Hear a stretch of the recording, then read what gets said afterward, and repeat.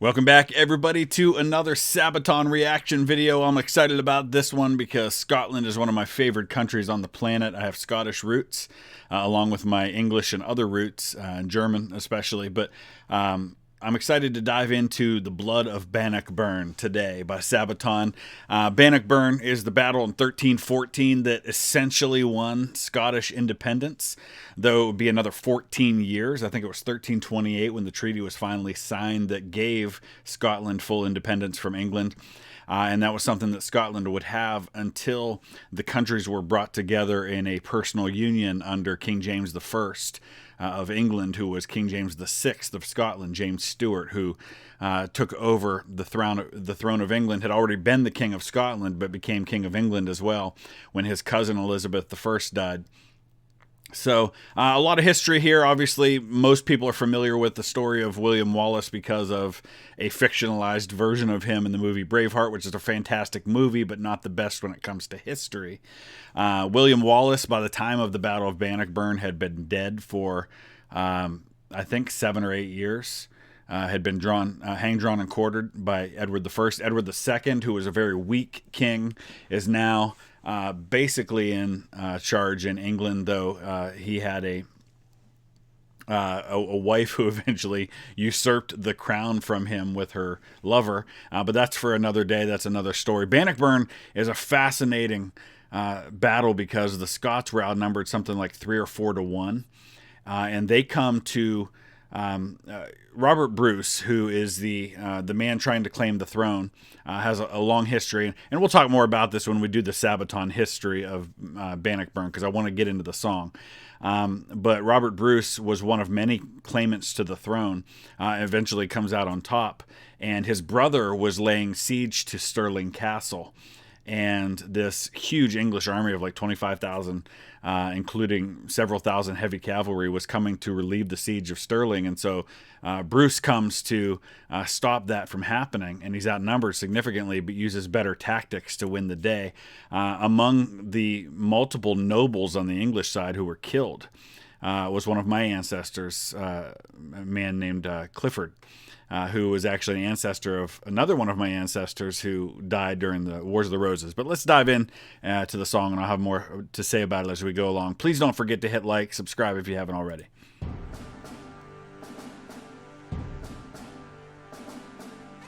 Oh, yeah. You knew there had to be bagpipes. That's awesome. Love it.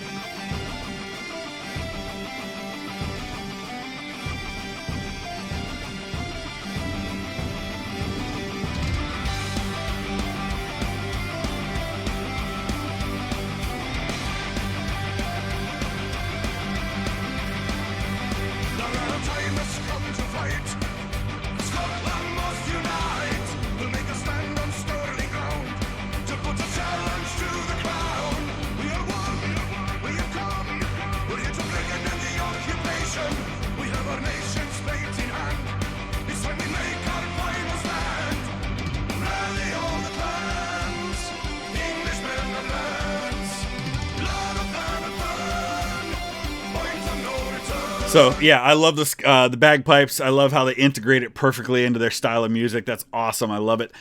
So Bannockburn is named after a waterway, a small stream that runs through there. That was part of one of the prominent features on the battlefield. And the way this battle opens is like such a made for movie moment. Robert the Bruce is actually spotted on the battlefield by I think it was Henry de Bohun. Was the name of the guy, and he had a lance, and he decides, you know what, forget all this other stuff. If I just kill Bruce, then the rest doesn't matter. So he actually charges at Robert the Bruce with his lance and comes straight at him. And Bruce only has an axe, a battle axe in his hand, and it seems like, for that style of fighting, riding at somebody with a horse, that he's kind of outgunned, so to speak. And Bruce does this amazing thing where he kind of moves his horse to the side and then stands up in his saddle and comes down right on de Bohun's head with his axe and kills him instantly. It's just such a crazy, amazing moment, and I think they actually may show that moment in the movie Outlaw King with with Chris Pine. I can't remember. It's been a while since I watched it. But Bruce was said to have complained afterwards about the fact that he had broken his best axe. But it's just such a cool moment to how they did all this. And if you want to really learn a lot about the Battle of Bannockburn, I think it was History March who does a fantastic visual display showing you all of the strategy and everything that goes into that. Maybe I'll link that in the description below so you can check it out. Join the Scottish Revolution. Freedom must be won by blood. Now we call for revolution. Lay down pipes and cry out loud. We need a king to rule a land. Bruce is in command. It is the crown that's in his sight, and it's the reason we will fight. To attack, axe in the back, and then we'll see the Bruce's coronation. We are the Scots with pikes in hand, and we will ride to claim our land. Yeah, so the pikes were a big part of this because obviously if you're facing heavy cavalry, you have to be able to deal with the horses. And they were able to do that successfully. They basically used their smaller numbers to their advantage and caused the English to be aggressive, and it played right into their hands because they were able to choose the circumstances of the battle, and that worked out well in their favor. So one of the aftermaths of this battle is that Robert Bruce's wife and I think his daughter and some other family members had been in captivity by the English pretty much since William Wallace had been captured, something like 8 years. Bruce lost pretty much everything. He lost multiple family members. Several were executed of his brothers, and it had gone very badly for him. But he managed to come back from all of that. And this also opened up the north of England to them being able to do raids. And even though it was another 14 years before they got their independence, for all intents and purposes after Bannockburn, they had their independence. Rallied all the clans, halted English plans.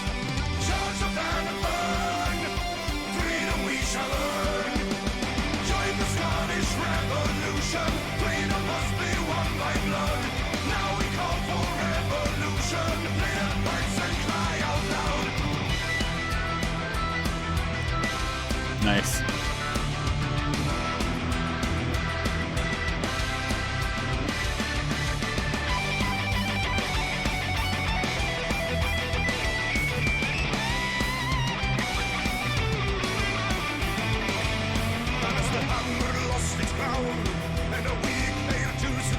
So that's a reference to the to Edward I and Edward II. Edward I of England was known as the Hammer of the Scots. Rex Malorium or something like that, I think is what it is in Latin. And a weak heir to succeed it is Edward II, who is kind of shown as kind of effeminate and weak in the movie Braveheart, but he was a weak ruler. Eventually is overthrown by his wife and her lover Roger Mortimer, and then Edward III, his son, actually has to lead a revolt of his own to get the crown back, get power back from Roger Mortimer. So that's a reference there to that. Lay the tunes of victory, lay them higher and higher tonight. So Wallace showed the way. William Wallace is kind of thought of like the George Washington of Scotland, but Wallace did not win Scottish independence. He was a prominent part of the movement toward that, but it was Robert the Bruce who won their final independence, and that should be remembered that way.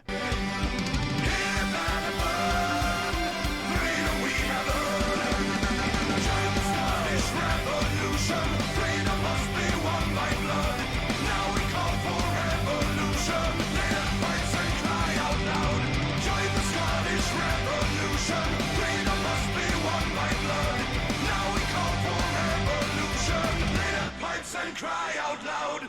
Good song, good song. So I love anything Scottish anyway, but so you have a Swedish band singing in English about the Scottish Revolution and playing bagpipes at the beginning of it. Love everything about that. Let me know your thoughts. Is there something else I missed or something I should add to it? We'll definitely get to the Sabaton history of this one once we've covered a few of the others. But hit that like button, subscribe if you haven't already. Check out some of my other videos. This is my 14th Sabaton reaction to a song. So there's lots of other ones on the channel. I've put them all in a playlist for you. Thanks for watching. We'll see you again soon.